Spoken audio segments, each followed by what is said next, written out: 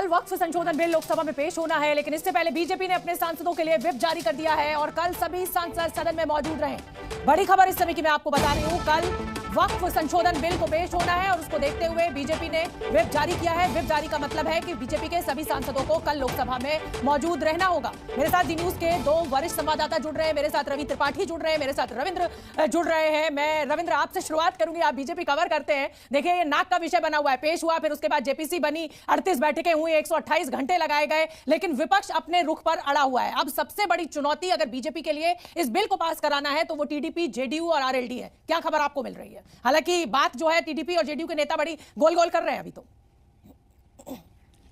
देखिए स्वप्ना, जेपीसी बनी तो उसमें टीडीपी के भी नेता थे और जदयू के भी नेता थे। इन दोनों पार्टियों के जो भी नेता उसमें सदस्य थे उन्होंने डिसेंट नोट नहीं दिया और नहीं वॉकआउट कभी किया था और उन्होंने अपनी सहमति दी थी वक्त को लेकर जो जेपीसी बनी उसकी रिपोर्ट में। तो जाहिर सी बात है जेडीयू के तमाम बड़े नेता, उससे थोड़ी देर पहले ही ललन सिंह और संजय झा की गृहमंत्री अमित शाह के साथ मुलाकात हुई है, उसमें इस पर चर्चा भी हुई। यानी जदयू का हो या टीडीपी का स्टैंड क्लियर है कि इस बिल को सपोर्ट करेंगे। यह मुसलमानों के खिलाफ नहीं है बल्कि उन लोगों के खिलाफ है जो इसको अपनी प्रॉपर्टी समझ लिए, जो स्टैंड है बीजेपी का और एनडीए का। इसलिए और एक बात और है, सरकार होती है चाहे किसी भी सरकार हो, जब 293 इनके अपने एनडीए के घटक दल हैं और 10 और समर्थन है, 303 तो इनके पास है, 238 से 240 केवल विपक्ष के पास है, तो लोकसभा में पारित कराने में कोई मुश्किल नहीं होगी। हाँ, हंगामा जोरदार होगा, बेल में जाएंगे, बहुत हंगामा कल होगा। और एक और बात है, इस बिल पर जो हमें जानकारी मिल रही है, गृह मंत्री अमित शाह भी हस्तक्षेप करेंगे। तो कहीं ना कहीं सरकार अपनी तरफ से पूरी तैयारी कर ली है, एलाइज उसके साथ है, एनडीए पूरा एक साथ है, एक सुर में बात करेंगे वक्त को लेकर।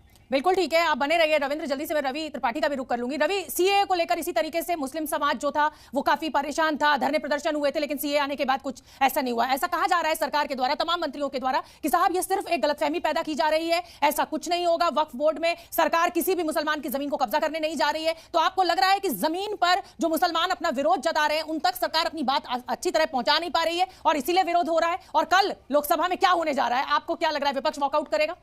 बिल्कुल, देखिए आप सही कह रही हैं कि देखिए असली जमीन जो है वोटर का जमीन है, वोटर का जमीन छीनने वाली बात है। ये असली जमीन की लड़ाई यहाँ है कि जो कोर वोटर है, चाहे समाजवादी पार्टी का, चाहे कांग्रेस का, चाहे बाकी जो विपक्षी दल है, चाहे ओवैसी का, जो मुस्लिम वोटर है, उसको एक मैसेज देना है कि हमने आपको अकेले छोड़ नहीं दिया, हमने आपके लिए लड़ाई लड़ी। हालांकि उनके लिए लड़ाई नहीं लड़ी जा रही है, ये लड़ाई लड़ी जा रही है जो सरकार का दावा है कि कहीं ना कहीं मुस्लिमों में भी जो लोग प्रॉपर्टी का काम करते हैं, जिन लोग प्रॉपर्टी का दखल करते हैं, उनके खिलाफ ही लड़ाई है। ये आम मुसलमानों के खिलाफ लड़ाई नहीं। हालांकि मैसेज नहीं पहुंचा है, लेकिन ये मैसेज पहुंचाने की कोशिश किया जाएगा। देखिए आप जानती हैं कि चाहे तो ट्रिपल तलाक हो, चाहे सीए हो, उसको लेकर तमाम कंफ्यूजन फैलाया गया, तमाम प्रोटेस्ट हुए देश भर में, तमाम धमकियां दी गई, लेकिन सरकार को अब एक कॉन्फिडेंस आ गया है कि ऐसे बिल को पास कराया जा सकता है। और नीतीश कुमार का समर्थन है, टीडीपी का समर्थन है, तभी रवि एक बहुत छोटा सा सवाल, आपको लग रहा है बिहार चुनाव से पहले नीतीश कुमार इस बिल का साथ देकर, भले ही जेपीसी में वो हिस्सा थे, लेकिन इस बिल का साथ लेकर एक रिस्क लेंगे वो? आपको लग रहा है वो इस स्थिति में है इस समय?